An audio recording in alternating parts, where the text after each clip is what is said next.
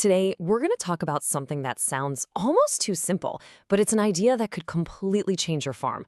What if I told you that all you need to transform 1 acre of land is just one single Desi cow? Now I know, it sounds like something our grandfathers used to say, but stick with me because there is some powerful science that proves they were right all along. Look, let's just be real for a second. Does this sound familiar? Every single year, the price of fertilizers and pesticides, it just goes up and up. But the price you get for your crops? Well, that's a different story. It feels like you're running faster and faster just to stay in the same place. It's a cycle, and it's trapping a lot of good farmers.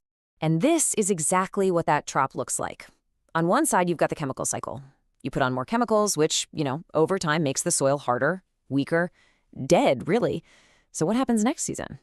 You have to buy even more chemicals just to get the same results, and your costs just keep climbing. It's a dead end. But now look at the other side, the cow cycle. This one starts with just one cow. That cow helps create living, breathing soil. And when your soil is alive, your costs go way, way down. And lower costs, well, that means more profit in your pocket. So here's the most important thing to understand. The problem is in you. It's not you, it's not your land, it's not that you're not working hard enough. The real problem is a system that makes you dependent on buying everything, and I mean everything, from a shop.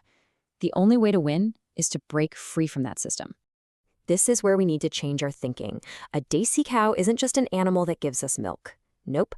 I want you to think of your cow as a little factory right there on your farm. A factory that works 24/7 for free, turning grass into the most powerful fertilizers and pest repellents you could ever ask for.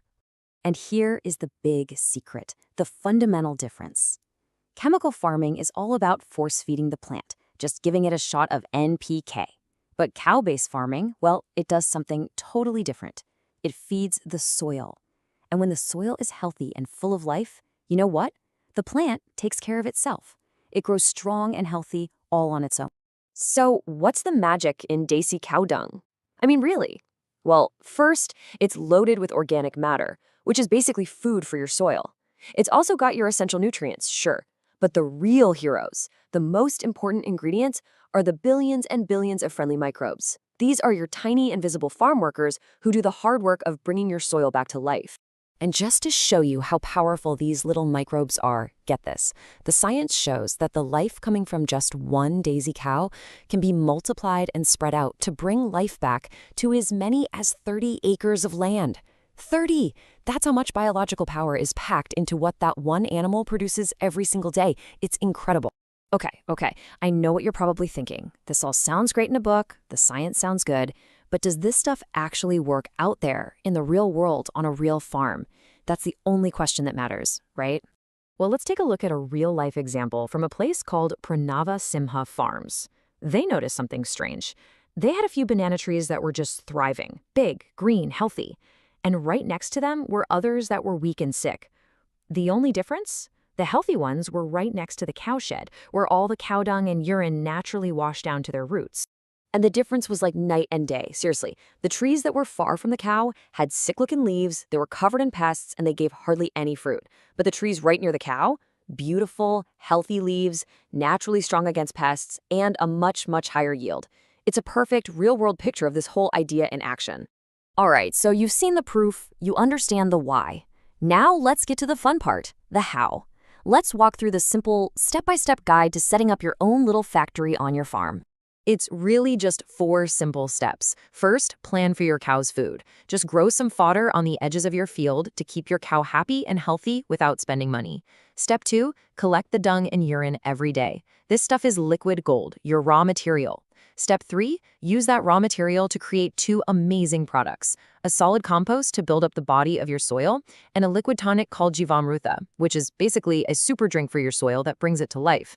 And finally, step 4, cover your soil with a layer of mulch. This protects your soil, saves water, and keeps all those tiny microbe workers safe. That's it. That's the whole system. Now, let's talk about the thing that matters most at the end of the year, the money. Because this isn't just about having nice soil, this is about making farming profitable again. It's about farming for profit, not just for survival. And the numbers really speak for themselves.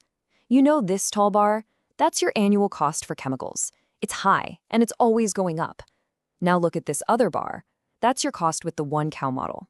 You're making your own inputs, remember? So that cost, it plummets. For some farmers, it goes almost to zero. And listen, the benefits are so much bigger than just saving money.